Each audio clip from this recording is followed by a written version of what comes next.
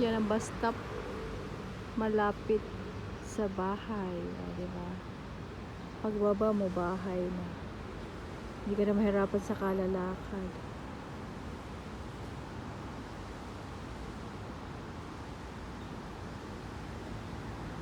Ibang pangalan naman ng park. Diba? Ang cute-cute. Tatawid ka lang ng kalsada. Iba na yung pangalan ng park.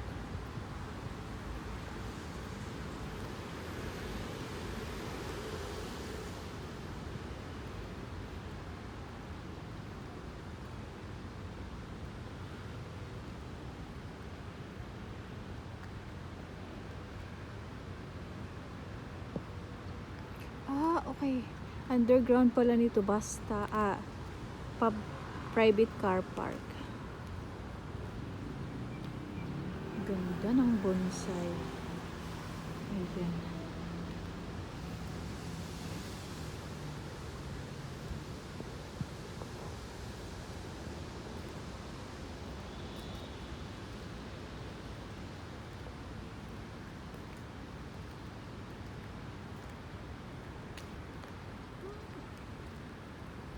CEM ba yan? Hindi. Ay, office. Okay. Office ng CEM.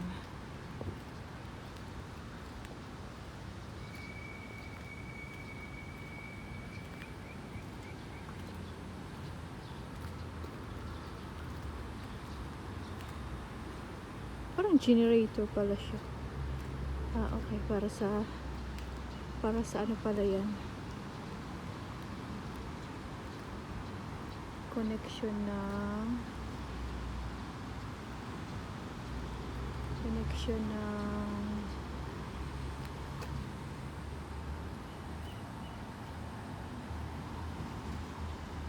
Wi-Fi.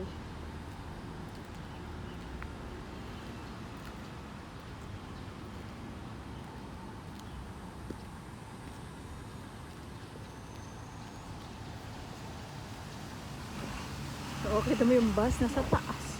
Sa taas ang bus kasi bridge yan.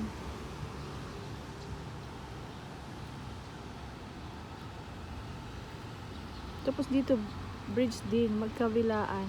Parang exit and entrance and exit way. Papunta ng Inner Harbor. Tapos linagyan din ng mga upuan. Kaso di tayo makaupo pa sa. Katatapos lang ang ulan.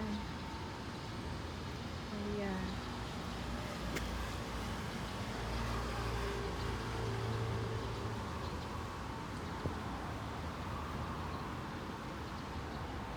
Star World Casino. Makikita mo talaga yung star na bling bling bling. Na blinking ang star. Okay.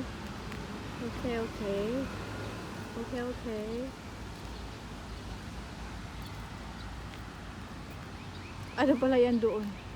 Yung mga pula-pulang dekorasyon. Landmark Casino. Tapos underpass. May underpass.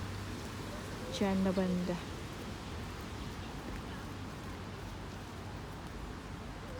Ayan ang bridge. Pinakalumang bridge ng downtown.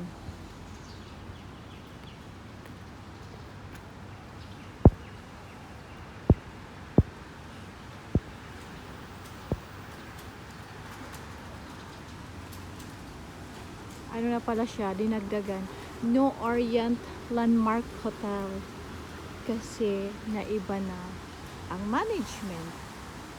Kasi Napordoy yata. Something Napordoy. Napordoy ba? Gana ang explanation.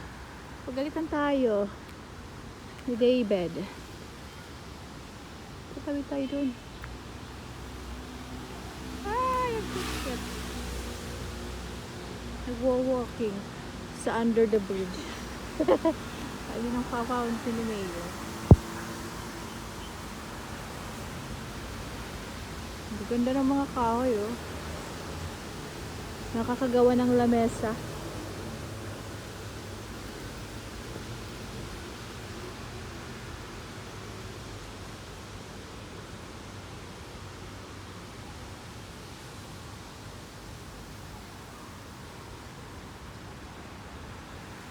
Ba, kinagat ako. Kinagat talaga ako. Pupunta tayo sa kabilang part. Daan tayo dito.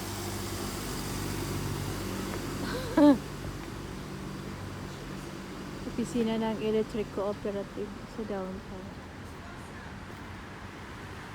Saging na hindi nakakain. O, diba? Kakaloka, may pasaging.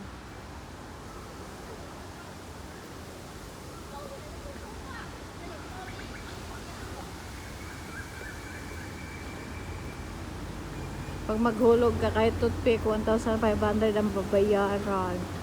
Ganon. Ganon kahigpit ang barangay captain.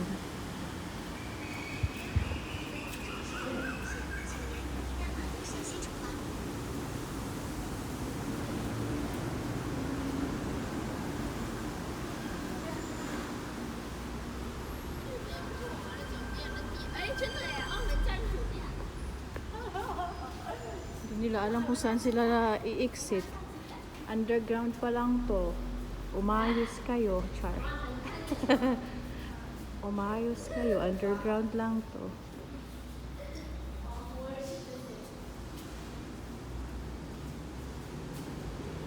Tapos kung sa Pilipinas, may nakatira na dito. Di ba pag ganun sa Pilipinas? May nakatira ng Batang Kali. Hindi nila alam may tawiran doon. Kasi that way, landmark. This way, sa kabila. Di ba? Kakaloka sila. Hindi nila alam. Bakit kasi di nagtatanong kay tour guide Sudel? Just Maya.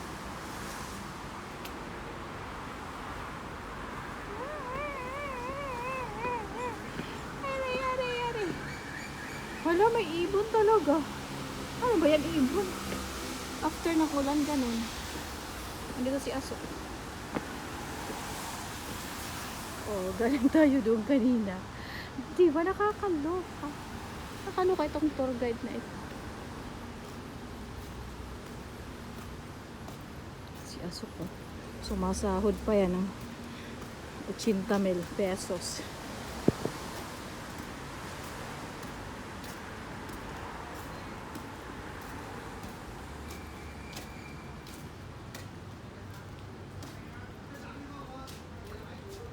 Oh, diba yung park? Ganyan ang toilet sa park. Diba? Ang ganda ng plano. As in, nagamit. Yung under ng tulay, may toilet.